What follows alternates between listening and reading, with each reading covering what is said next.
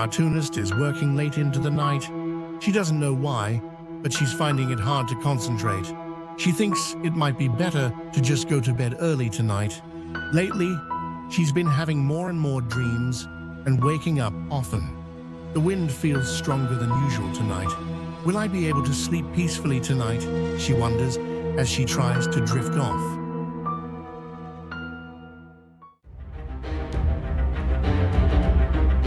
In her dream, she is engulfed by the violent tremors of the earth. In the chaos of destruction, a dark, shadowy wave rushes towards the coast like a mad beast. It swallows cities, sweeping away everything in its path. In the wake of the engulfing wave, her gaze fixes on a massive structure, a power plant, and an unbelievable sight unfolds. With a deafening roar, the plant is destroyed by a massive explosion. What follows is a desolate landscape, nature discolored and polluted by radiation, and images of suffering people, devoid of life. She fell into a panic. The devastation, the terror of a nuclear disaster, the suffering of loved ones choke her soul. She woke from the nightmare, but the vivid shock was not confined to the dream. Her heart pounded as if to explode, and hot tears streamed down her cheeks, as real as the nightmare itself. She knew this was not just a dream. It was a chilling warning of a coming catastrophe. And afterwards, on March 11th, 2011, her premonition became a horrifying reality that struck Japan. The Great East Japan earthquake, the tsunami, and the Fukushima nuclear disaster. And this was not the end.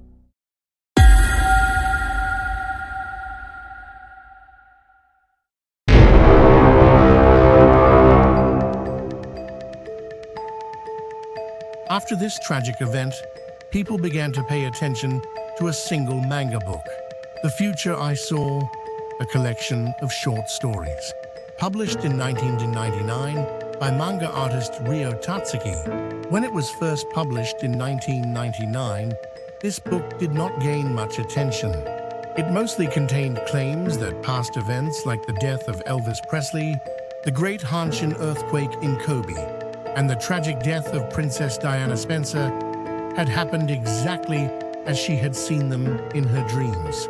Since most of these events occurred before 1999, people dismissed the book as mere sensationalism, like a boy who cried wolf, piecing together past events.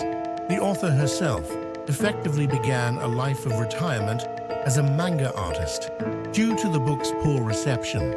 However, when the Tohoku earthquake occurred in 2011, the situation changed completely, as the fact that the manga included the phrase, "The Great Disaster is in March 2011" became known. The book gained explosive popularity after the 2010s, especially when it was featured again on a TV show on July 4th, 2021. Its popularity peaked, and the out-of-print manga became so rare that it was traded at astronomical prices in the used market. As popularity surged, something unexpected happened. A fake impersonating Ryo Tatsuki appeared, spreading baseless stories, and even attempted to publish a reprint in 2021 in collaboration with a certain publisher. However, relatives and acquaintances of the real author, who were living in seclusion in her 70s, informed her of this fact, and the imposter was exposed. Subsequently, the real author decided to publish a complete edition, with some additions and revisions of her own. This complete edition included new prophecies that once again startled readers. Notably, prophecies about the eruption of Mount Fuji and another colossal tsunami. Readers discovered a pattern where her previous prophecies, even if they didn't occur on the exact predicted date, happened after a period that was a multiple of 5 years days from the predicted date. Based on this, they began predicting the timing of the new prophecies to be between 2025 and 2031. Regarding the Mount Fuji eruption prophecy, she first dreamt of it on August 20th, 1991. Later, She also dreamt of Mount Fuji not erupting in 2002 and 2005, which the author herself interprets as having symbolic meaning. According to the multiple of 5 pattern mentioned earlier, some predict that the eruption could occur around August 20th, 2026. Her premonitory dream experiences started much earlier. In 1981, she had a dream where she woke up to a tremendous roar from underground. She noted that the hour hand of her clock was stopped at 5, and the numbers 9 and 6 came to mind. In the dream, she was wearing short sleeves, and her room and body were damp with humidity. Outside, unlike usual, no vehicles were visible, and the neighborhood people looked exhausted. When she walked around to check, the area was flooded, as if it had become a sea. Thick fog hung everywhere, and only overpasses and a few houses were intact. The area looked desolate, as if a massive tsunami had passed through. On November 26, 1995, she dreamt of her own death. In the dream, her coffin was among attendees wearing white mourning clothes. According to her will, she recalled that the date in the dream was July 15th. She interprets this dream as symbolic, stating that her role might be to foresee such disasters and help people prepare before her own life ends. And now, the highly anticipated prophecy for July 5th, 2025. This colossal tsunami prophecy was clarified through 2 dreams. In 1998, during a nap on a trip to India, she saw the sea south of Japan looking like boiling soup. Then, on July 5th, 2021, 3 months before the complete edition was released, she had an even clearer dream. She described an eruption occurring at a specific point between Japan and the Philippines, resulting in a massive tsunami 3 times the size of the 2011 tsunami. The scale of this tsunami was beyond imagination, so immense that Hong Kong, Taiwan, and the Philippines seemed connected by water. She also recorded a symbolic image in the dream of 2 dragon-like shapes heading towards the epicenter. At this time, the word that strongly came to her mind was great disaster, different from the great disaster of the 2011 prophecy.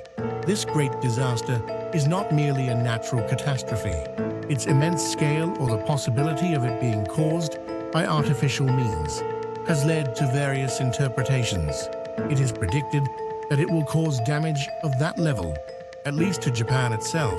The aftermath in the dream was also striking. There was devastating damage, and people holding guns were seen standing on the desolate land. However, after that, there was a worldwide upheaval, and people who had survived appeared positively bright and found simple happiness in being alive, she recorded. This might also be a premonition of a hopeful possibility after the disaster. So, what is the scientific community's stance on these prophecies? Experts emphasize that the Japanese archipelago is located in the Pacific Ring of Fire, making it a region highly vulnerable to earthquakes and tsunamis. They note that the possibility of a massive earthquake in the Nankai Trough, in particular, has been scientifically warned about consistently. However, experts state that it is difficult to accept an individual's premonitory, dream, or unscientific prophecies as scientific predictions. From the scientific community's basic standpoint, prophecies lack scientific basis, and the alignment with past events could be a coincidence. They advise that only predictions based on scientific data and analysis are reliable, and that practical preparation is needed. Ryo Tatsuki's 2025 tsunami prophecy has garnered significant attention and concern in neighboring countries like Korea and China, as well as in Japan.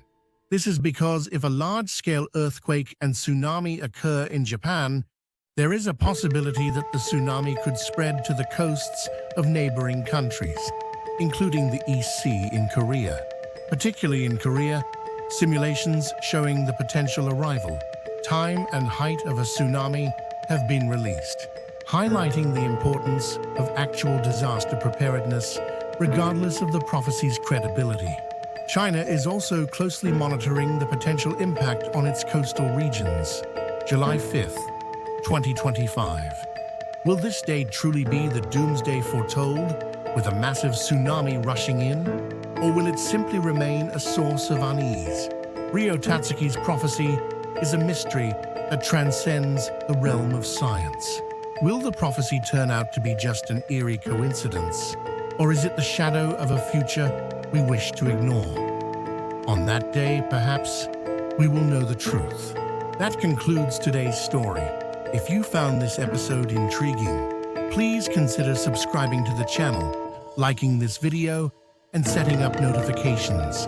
This has been Mystery Lounge. We will return next time with more mysterious and captivating stories. Thank you.